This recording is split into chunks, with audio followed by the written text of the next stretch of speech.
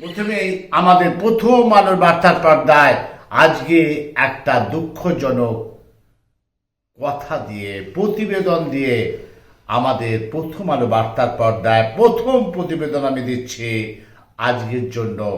সেই বর্ষিয়ান সঙ্গীত শিল্পী প্রতুল মুখোপাধ্যায় আমি বাংলার গান গাই, সেই গান আমার আপনার সবার মুখে মুখে আজ কিন্তু তাকে আমরা হারালাম। দেখতে থাকুন আমাদের প্রথম আলো বার্তার পর্দা থেকে।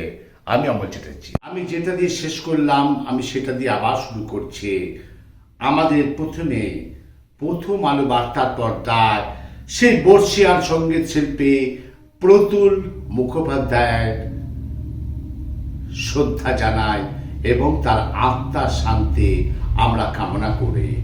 আজ সকাল 11:40 একটা দুঃসংবাদ এলো।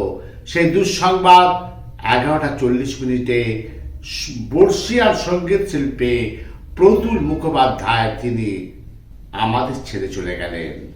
তিনি বয়স হয়েছিল 83 বছর। বার্ধক্যজনিত রোগের জন্য তিনি ভর্তি ছিলেন SSKM হসপিটালে। প্রতিনিয়ত রাজ্যের মুখ্যমন্ত্রী মমতা বন্দ্যোপাধ্যায় তার খোঁজ খবর করতেন।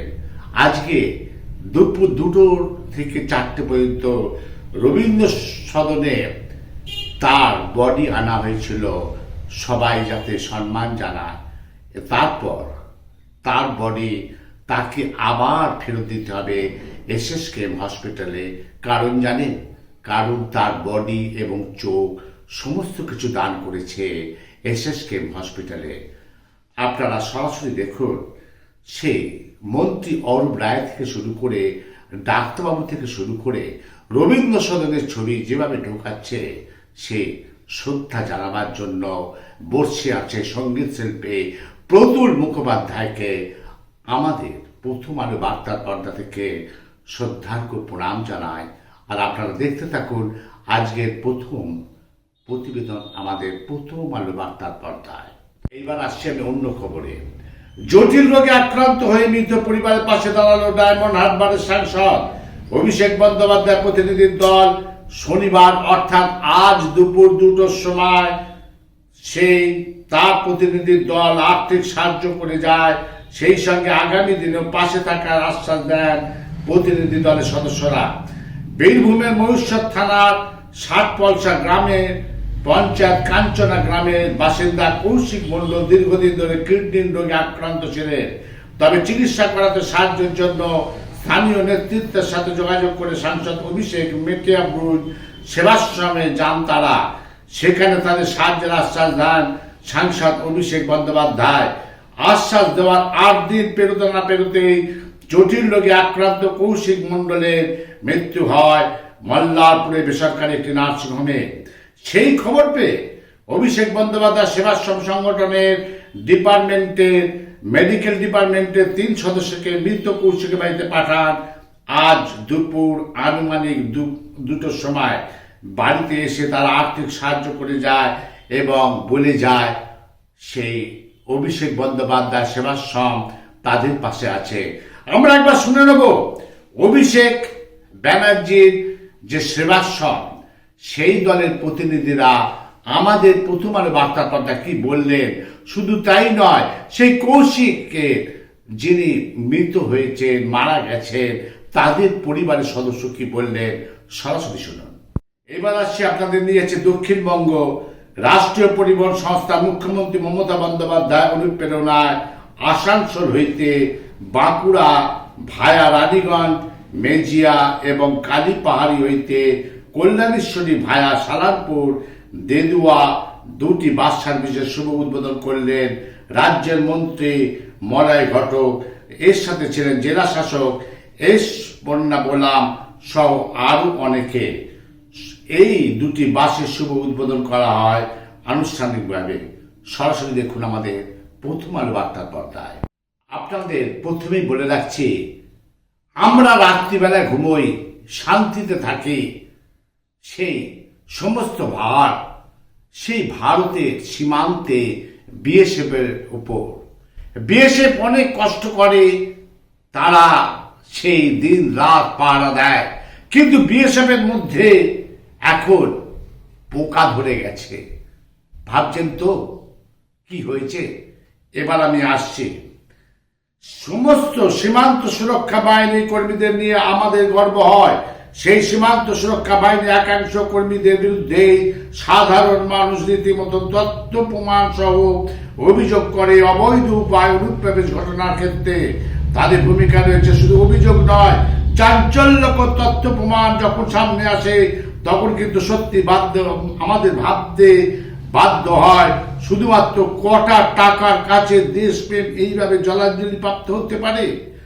ঘটনার প্রেক্ষাপট হচ্ছে তেলিয়ামুড়া রেল স্টেশন সংলগ্ন ইচারবিল এলাকায়। জানা গেছে শিশু ও নাবালিকা কন্যা সহ মোট 6 জন বাংলাদেশি নাগরিককে অবৈধ উপায় কোনো একটা জায়গাতে পাঠানোর জন্য রেল স্টেশনের ব্যবহার করার জন্য নাকি বিএসএফ এর 4টে জওয়ান বাঁকা পথে চেষ্টা করছিলেন তাদের নিয়ে যাওয়া।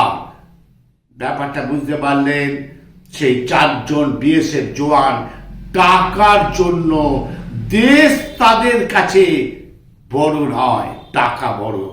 আর সেই সীমান্ত রক্ষীদের আটক করলো ওখানকার কয়েকজন এলাকাবাসী, তারপর পুলিশ এলো, তারপর সেই যাদেরকে ঢুকিয়েছিল টোটো করে পালাচ্ছিল, বিএসএফ যেখানে সাহায্য করেছিল সেখান থেকে সেই টোটোওয়ালাকে আবার ফেরত আনানো, সেই ফ্যামিলিকে টোটাল পুলিশের হাতে তুলে দিল। সরাসরি দেখুন আমাদের প্রথম আলো বার্তার পর্দায় বিএসএফ এর কাজকর্ম, সরাসরি দেখুন। এইবার আসছি মুর্শিদাবাদ। উত্তরপ্রদেশে প্রয়াগরাজে মহাকুম্ভে চা বিক্রি করতে গিয়ে মৃত্যু হল 42 বছরের রঞ্জন বিশ্বাস নামে এক ব্যক্তি।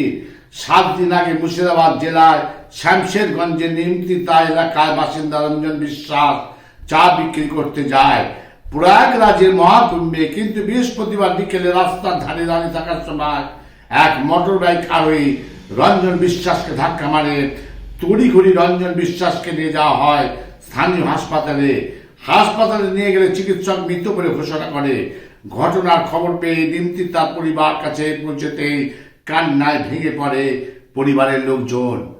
তাহলে এবার বুঝতেই পাচ্ছেন, সেই চা বিক্রেতা 42 বছর বয়স রঞ্জন বিশ্বাসকে সেই উত্তরপ্রদেশে সেখানে বাইকে ধাক্কা মারলো।